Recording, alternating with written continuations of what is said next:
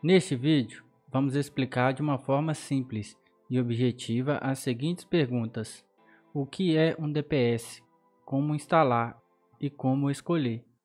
Iniciamos primeiro falando sobre o que é um DPS. O DPS é um dispositivo de proteção contra surtos elétricos. Esse surto elétrico de tensão geralmente é causado por descargas atmosféricas diretas ou próximas à rede da concessionária de energia elétrica.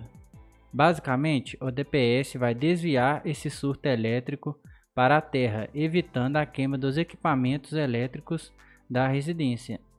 Porém, a proteção só irá acontecer se o DPS for selecionado, coordenado e instalado corretamente. Como instalar um DPS? O modo de instalação depende do esquema de aterramento.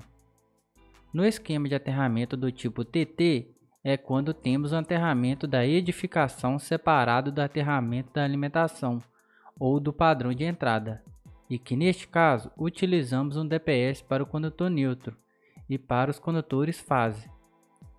Porém, a saída dos DPS de fase é conectada no neutro e apenas a saída dos DPS de neutro é conectado no aterramento. Quando instalamos o DPS no esquema TNS, onde temos o condutor neutro conectado no BEP, barramento de equipotencialização principal, ou seja, quando o neutro está conectado junto com o aterramento, não utilizamos DPS para o condutor neutro, apenas para os condutores fase.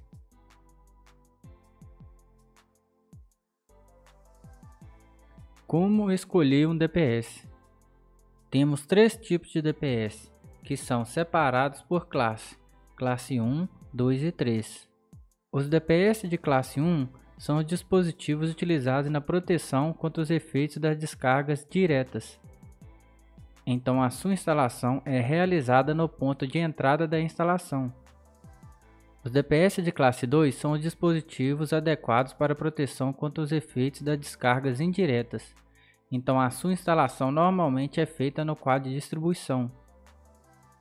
Os DPS de classe 3 são os dispositivos instalados para proteção complementar, sendo instalados próximos a equipamentos para garantir uma proteção maior. A instalação de mais de um DPS no circuito é para cada DPS desviando a maior parte da energia, sem submeter a tensões e correntes indesejadas. Estou mostrando 3 DPS instalados em pontos diferentes da residência, mas normalmente é instalado apenas um na residência, porque dependendo do fabricante, um único DPS já é classe 1 e 2.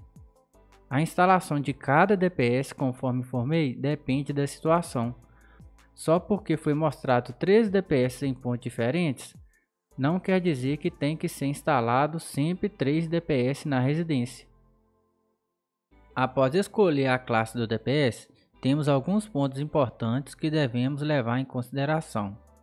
Nessa figura do DPS, temos os seguintes símbolos: o C, I máximo, IN e o P.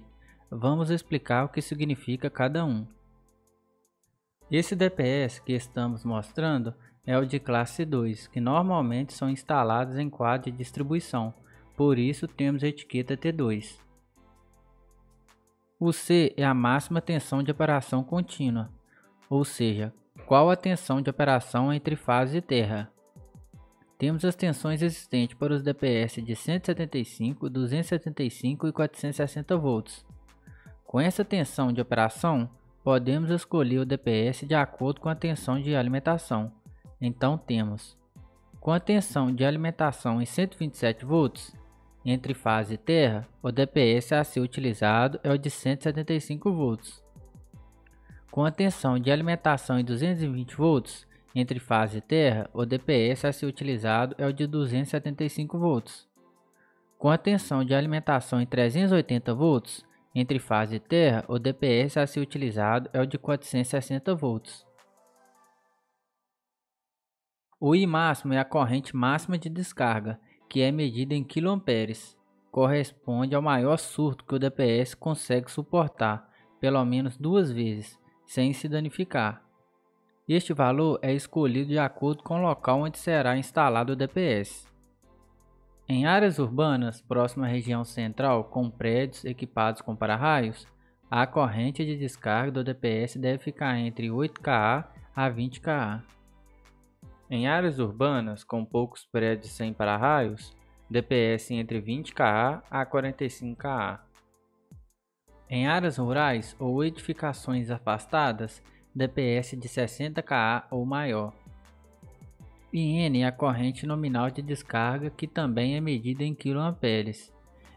Quer dizer que o DPS pode descarregar até 20 vezes esse valor de 20 kA sem se danificar. O P é o nível de proteção do DPS para equipamentos de utilização com tensão de 127 ou 220 volts.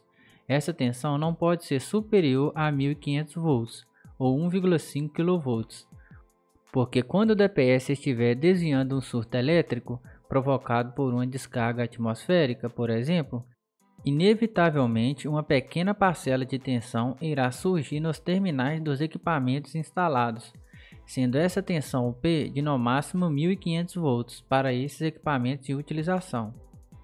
E para concluir, o indicador verde quer dizer que o DPS está funcionando normalmente. Quando o DPS não estiver mais funcionando, esse indicador vai estar na cor vermelha. Pessoal, deixe seu like, isso nos ajuda muito a trazer mais vídeos como esse com frequência. Se inscreva no canal caso ainda não seja inscrito e até o próximo vídeo e obrigado por assistir.